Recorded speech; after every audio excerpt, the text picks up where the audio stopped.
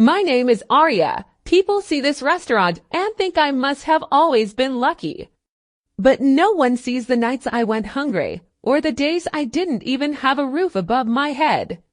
Every dish here, every smell, every flavor, has a story. And this mine.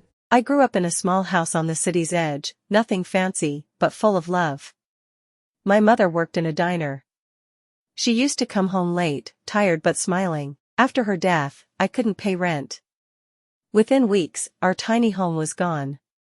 I carried one bag, a blanket, a few clothes, and my mother's recipe book. For the first few days, I stayed near the park. Then near the bus station. Then under the bridge by the railway. At night, I used to stare at the lights of the city and wonder, how can one world be so bright, while mine is so dark? I begged for food sometimes. Other times, I just drank water to fill my stomach.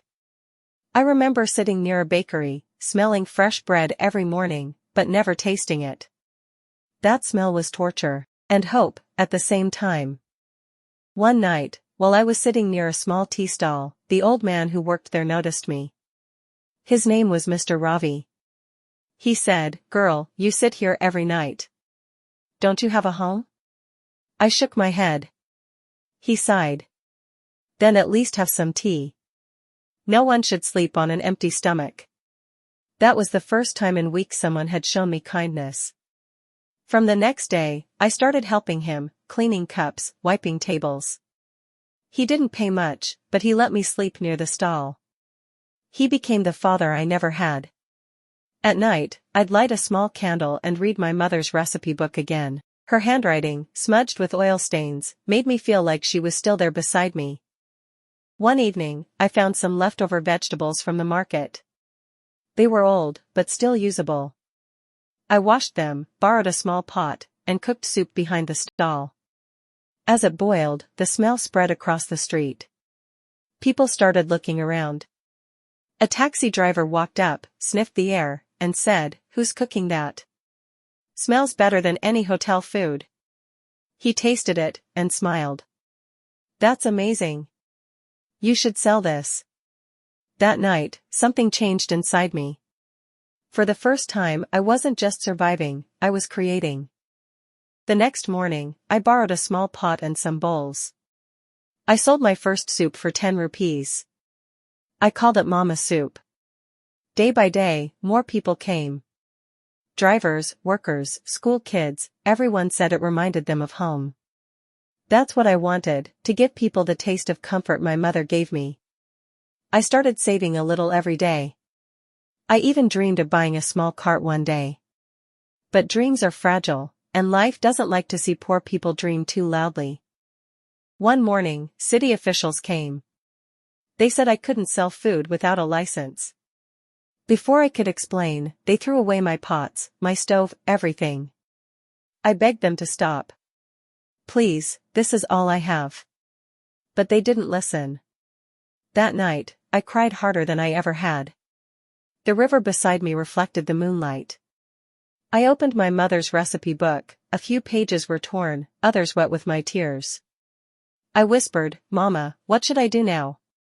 And in my heart, I heard her again, "Dreams don't live in buildings, Aria. They live in you." I got up the next day and walked into a nearby restaurant. I asked the owner, "Please, give me a job. I'll do anything."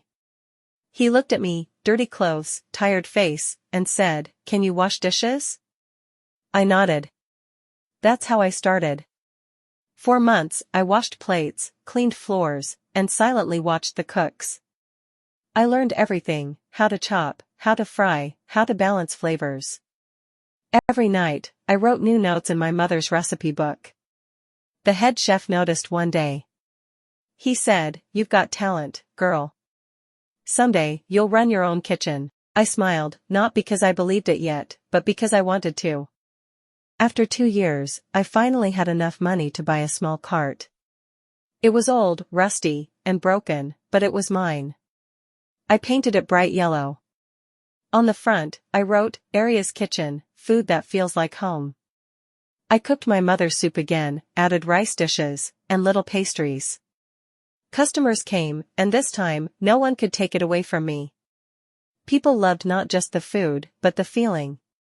They said, "Your food tastes like it was made by someone who understands hunger." And they were right. One day, a young blogger came to eat. He filmed me and posted my story online. Within a week, hundreds of people came to my cart. A month later, a man in a suit arrived. He said, "Aria, your story touched me. I want to help you open a real restaurant." I didn't believe him at first, I thought he was joking. But he wasn't. He helped me rent a small space, just 10 tables, a kitchen, and a big window that let in sunlight. I cried the first night I cooked there. It felt like my mother was standing beside me, whispering, "See, I told you food can heal hearts." That's how Aria's home kitchen was born. The first dish I served was hope stew, the one from my mother's notes. It became our most loved dish. Soon, newspapers wrote about us. People lined up outside. But I promised myself something: every night, I'd feed at least 10 homeless people for free. Because I knew what it felt like to be on the other side of that door. Now, years later, I've opened 2 more branches. But every time I walk into my restaurant, I still feel that homeless girl inside me, scared, hungry, but full of dreams. People ask me, "Aria, what's the secret of your food?" I tell them, it's not just food. It's hope, cooked slowly, seasoned with struggle, and served with love. One rainy evening, an old man came in, frail, holding a stick. It was Mr. Ravi, the tea seller. He looked around and smiled. "You did it, Aria," he said. "Your mother would be proud." I hugged him and cried. That night, as I watched people eat and laugh, I whispered softly, "Mama, we made it home."